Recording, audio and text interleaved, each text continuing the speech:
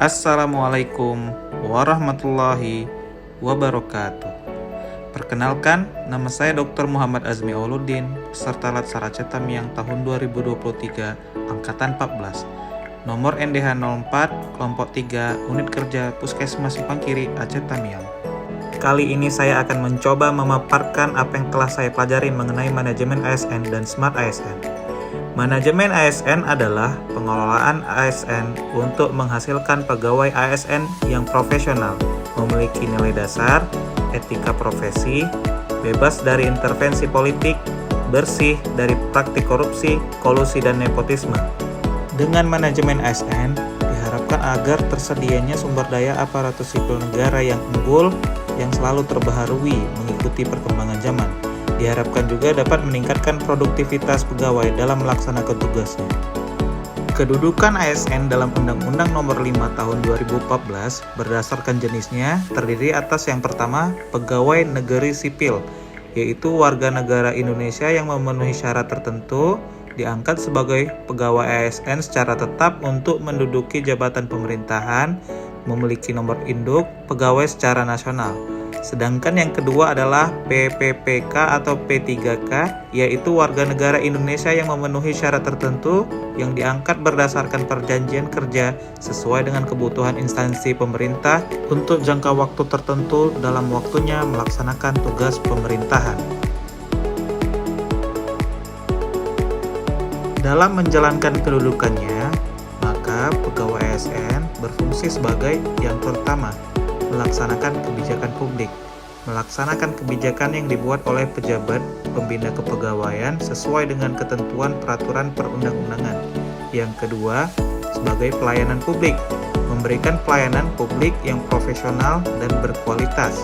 Dan yang ketiga adalah perekat dan pemersatu bangsa, mempererat persatuan dan kesatuan NKRI. Dan peran dari pegawai ASN ialah sebagai perencana, sebagai pelaksana, dan sebagai pengawas penyelenggaraan tugas umum pemerintahan dan pembangunan nasional melalui pelaksanaan kebijakan dan pelayanan publik yang profesional, bebas dari intervensi politik, serta bebas dari KKN. Hak dan kewajiban ASN, yaitu gaji, tunjangan, dan fasilitas, cuti, jaminan pensiun, dan jaminan hari tua, perlindungan dan pengembangan kompetensi. Yang membedakan antara hak PNS dan P3K ialah pada P3K tidak terdapat jaminan pensiun dan jaminan hari tua. Sedangkan pada kewajiban, PNS dan P3K memiliki kewajiban yang sama, yaitu pada 8 poin kewajiban tersebut. Kode etik dan kode perilaku ASN, yaitu yang pertama, melaksanakan tugasnya dengan jujur. Yang kedua, melaksanakan tugasnya dengan cermat dan disiplin. Yang ketiga, melayani dengan sikap hormat, sopan, dan tanpa tekanan. Yang keempat, melaksanakan tugasnya sesuai dengan perintah atasan, sejauh tidak bertentangan dengan peraturan perundang-undangan. Dalam sistem merit, berbagai keputusan dalam manajemen SDM didasari pada kualifikasi, kompetensi, dan kinerja. Dalam rekrutmen, kualifikasi dan kompetensi menjadi pertimbangan seseorang untuk menjadi pegawai ASN. Dalam sistem merit juga, penggajian, promosi, mutasi, pengembangan kompetensi, dan lainnya juga didasarkan sepenuhnya pada penilaian kinerja, uji kompetensi, dan juga pertimbangan kualifikasi dan tidak berdasarkan pada kedekatan dan rasa kasihan.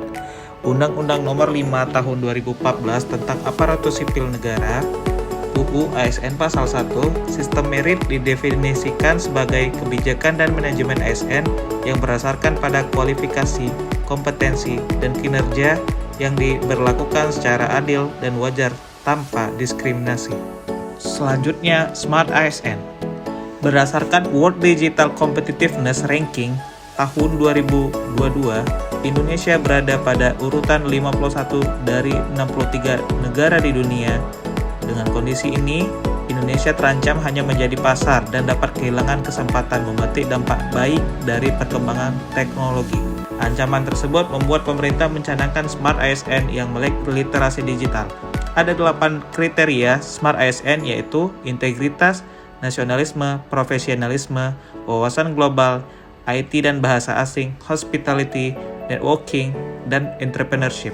Sedangkan Smart ASN itu sendiri adalah ASN dengan kompetensi, kinerja serta profesionalisme yang tinggi sehingga mampu beradaptasi dan semakin responsif terhadap perubahan dan pencapaian tujuan organisasi, sehingga ASN diperlukan untuk kemampuan literasi digital.